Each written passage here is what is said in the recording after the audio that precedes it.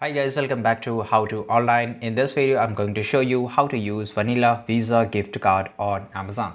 So just go to your Amazon mobile application here, and here if you select any of the products, so let's say if I select any of the product here, if I want to buy this product, okay, and here if you just click on buy now, it will take you to the billing page, right?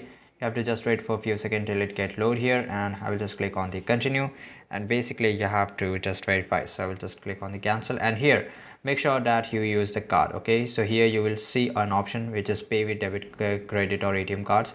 Just click on here and you have to enter the card details. So basically you have to enter your card details, guys, the card number, expiry date, and just make sure that you click on this, and after that it's super easy. You have to do the same thing which you do with the credit or debit card, and after that you can just make it your payment, and that's it. So this is it. If you found this video really helpful, make sure to like this video, subscribe channel, and see you guys in the next video.